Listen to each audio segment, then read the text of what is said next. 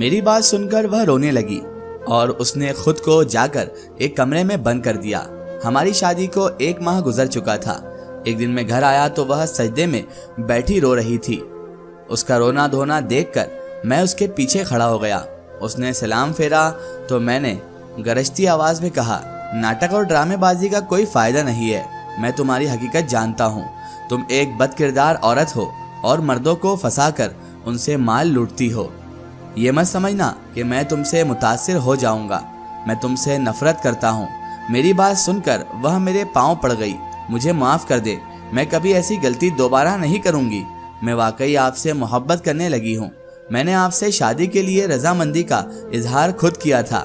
اب جیسے وہ اپنے اس فیصلے پر پچھتا رہی ہو، مجھے اس پر کوئی رحم نہیں آیا۔ اب میں اپنے دوست سے مل کر یہ فیصلہ کر چکا تھا کہ میں ایرم کو اس گھر میں چھوڑ کر، جو کہ کرائے کا تھا، اپنی دکان کسی دوسرے شہر میں شفٹ کر لوں گا۔ یہاں کا سرمایہ بیچ کر دوسرے شہر منتقل ہو جاؤں گا اور ایرم کو تڑپتا ہوا چھوڑ دوں گا۔ شادی کو 1 ماہ گزر چکا تھا اور میں اس سے اپنا بدلہ بھی لے چکا تھا۔ اب میں اس سے جان چھڑانا چاہتا تھا۔ اس منصوبے پر عمل کرنے کے لیے بےتاب تھا۔ میں جانتا تھا کہ اس عمل سے ایرم کو زندگی بھر کے لیے سبق مل جائے گا۔ وہ نہ شادی کر سکے گی اور نہ کسی اور کے قابل رہے گی۔ اس منصوبے پر عمل کرنے کے لیے میں نے اپنی دکان کا سرمایہ بیچنا کا ارادہ بھی کر لیا۔ ایک گراہک ڈھونڈا اور اسے ایک خفیہ طور پر ڈیل کی کہ میں تمہیں اپنا سرمایہ فلا تاریخ کو بیچ دوں گا۔ تمہیں اپنی دکان کی چابیاں بھی دے دوں گا۔ تم مجھے ایڈوانس پیمنٹ کر دو۔ میرے جاننے والا وہ شخص تھا، اسی لیے میں نے اس پر اعتماد کر لیا تھا اور وہ بھی مجھ پر اعتماد کرتا تھا۔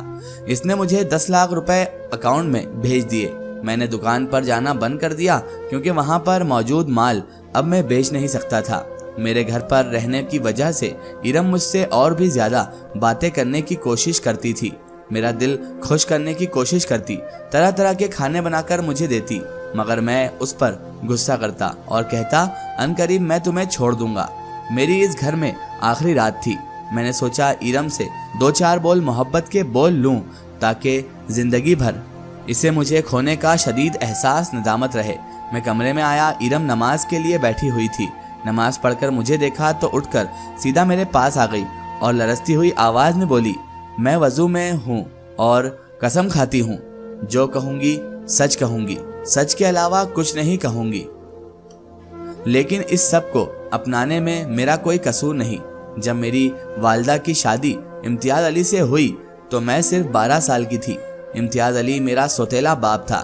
میرے سگے باپ کے فوت ہونے کے بعد ہمیں ماموں اور ممانی نے گھر میں رہنے نہیں دیا اور میری ماں کی دوسری شادی کر دی۔ میں اس وقت جوان ہو رہی تھی۔ امتیاز علی کی نظر مجھ پر تھی۔ اگرچہ میرا باپ تو تھا، مجھے شفقت بھی دیتا تھا، مجھ سے محبت بھی کرتا، مگر وہ ایک غلط قسم کا آدمی تھا۔ وہ ایک غلیظ قسم کا آدمی تھا۔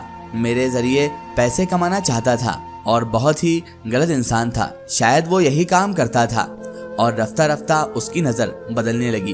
وہ مجھے مختلف دکانوں پر لے جاتا، مجھے دکان پر جا کر خود ادھر ادھر نکل جاتا۔ اماں کو اس معاملے کی کوئی خواہش نہ تھی، کوئی خبر نہ تھی۔ ان کو تو پتہ بھی نہیں تھا کہ ان کا یہ شوہر ان کی اولاد کا ہی سودا کرنے جا رہا ہے، ان کی جوان بیٹی کو بیچنے کے لیے طرح طرح کے گھاٹ ڈھونڈ رہا ہے۔ ان کو بلڈ پریشر ہو گیا تھا۔ وہ زیادہ بستر پر ہی پڑی رہتی تھی کیونکہ انہیں بہت زیادہ کمزوری لاحق ہو چکی تھی۔ ان کے اندر اتنی طاقت نہیں تھی کہ وہ اٹھ کر سارے معاملات دیکھ سکیں، اور ادھر میرا سوتیلا باپ میرے سودے بازوں کو ڈھونڈ رہا تھا۔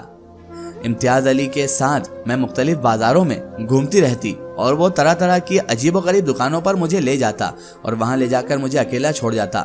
رفتہ رفتہ امتیاز علی نے مجھے سکھا دیا کہ چوری کرنا عظمت ہے، اور اس میں اس کی یہ بات سن کر حیران رہ جاتی، لیکن وہ مجھے بار بار اکساتا کہ میں چوری کروں اور چوری کر کے سارا مال اس کے پاس لے کر جمع کر دوں، جیسے وہ سستے داموں پر فروخت بیچ دیا کرتا تھا اور ہمارے گھر کا نظام چلتا۔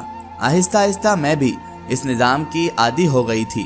شروع میں تو ہم چھوٹی موٹی چوریاں کرتے تھے جن میں دودھ، آٹا وغیرہ ہوتا تھا جس سے ہمارے گھر کا خرچ چل سکے، لیکن رفتہ رفتہ میرا باپ مجھے مجبور کرنے لگا، سوتیلا باپ، میں بڑی بڑی دکانوں پر جایا کروں और अपने बाप के कहने पर मैंने अब दुकानों पर चोरी करना शुरू कर दी। लेकिन ये काम ज़रा मुश्किल था। फिर अब्बा ने मुझे एक और हुनर सिखा दिया। जब भी किसी बड़ी दुकान में चोरी करो तो इज्जत लुटाने का शोर मचा दो, ताकि इर्द गिर्द के लोग इकट्ठे हो जाएं और किसी दुकानदार की बात सुनने का मौका ना मिले। उस हंगामे का फ़ायदा उठाकर तुम वहाँ से भाग जाना। सौतेले बाप के कहने पर यह मैं करने लगी, मगर मेरा दिल मुतमईन नहीं होता था। मैं रोज़ाना ही वास्ते देती कि मैं ये काम नहीं करना चाहती, लेकिन वह मुझे धमकी देकर आखिर इस काम के लिए आमादा कर ही लेता। मैं उस सब से तंग आ गई थी। जब मैंने आपकी दुकान पर यह हरकत की थी तो मैं बहुत हैरान हुई कि आपने मुझसे कोई गलत बात नहीं की। आप मुझे अच्छे लगे थे। मेरा दिल तो नहीं चाहता था मैं आपको बदनाम करूं, लेकिन फिर बाबा के खौफ से, मेरे सौतेले बाप के खौफ से मैंने चीखना चिल्लाना शुरू कर दिया, क्योंकि मेरा बाबा आपकी दुकान के बाहर खड़ा था। बस फिर क्या था, इर्द गिर्द के लोग इकट्ठे हुए, आपको मारना शुरू कर दिया, जिनमें मेरे बाबा में खुद शामिल था। हालांकि मेरी ये ख्वाहिश नहीं थी। इस वाक़े ने मेरे दिल को बदल दिया। मैंने जाकर अपने चचा से शिकायत की कि मेरे बाप ये सब हरकतें मुझसे करवा रहा है। मेरे चचा मेरी जिम्मेदारी तो नहीं उठा सकते थे, क्योंकि वह बूढ़े हो चुके थे। मेरी चची फौत हो चुकी थी और उनकी कोई औलाद भी नहीं थी। मेरे रोने धोने पर उन्होंने मुझे अपने पास रख लिया और मेरी माँ कुछ दिनों बाद फौत हो गई थी। अब इम्तियाज़ मेरे सौतेले बाप से मेरा कोई रिश्ता न था। मैं यहाँ चचा के पास रहने लगी थी। चचा को मेरी शादी की फिक्र खाए जा रही थी। वैसे भी लोग बातें करने लगे थे कि एक ही घर में चचा भतीजी अकेले रहते हैं। मेरे कहने पर ही उन्होंने आपसे आकर मिन्नत की, क्योंकि आप मुझे बहुत अच्छे लगे थे। मैं समझती थी कि आप मुझे ज़रूर माफ़ कर देंगे। फिर आपने मुझसे निकाह कर लिया था, मगर मैं कहती हूँ अब मैं सच्चे दिल से तौबा कर चुकी हूँ। इस सब में मेरा कोई कसूर ना था, बस यही सच था। अब अगर आप मुझे माफ़ नहीं कर सकते तो मुझे आज़ाद कर दें। मुझे ऐसी नफ़रत भरी ज़िंदगी नहीं गुजारनी जिसमें मेरे शौहर का मुझ पर एतबार ही ना रह गया हो। वह बेचारी किन हालात से गुजर रही थी और मैं उसे एक रिवायती चोर समझ बैठा था। इसकी ये बात सुनकर मैं सख्त उलझन का शिकार हो गया था, मगर मैं इतना भी बुरा शख्स नहीं था। मैंने सच्चे दिल से उसे अपनी बीवी कबूल कर लिया और उसे अपने घर हैदराबाद ले आया। मेरे वालिदैन को मुझ पर गुस्सा तो आया, मगर सब हकीकत बताने के बाद उनका गुस्सा खत्म हो गया और उन्होंने इरम को दिल से कबूल कर लिया और मैं अपने दोस्त को इसके पैसे वापस करके अपनी दुकान वापस ले ली। मेरा दोस्त अच्छा था, उसने भी कोई एतराज़ नहीं किया था। आज इस बात को 2 साल गुजर गए हैं। मैं और इरम हंसी खुशी ज़िंदगी गुजार रहे हैं। वह एक बाहया और शर्म वाली लड़की है और ये सब उसने अपने सौतेले बाप की वजह से किया था, मजबूर होकर। इरम से आज मेरे 2 बच्चे हैं। अल्लाह सबको बुरे सौतेले बाप के शर से बचाए। आमीन सुम्मा आमीन।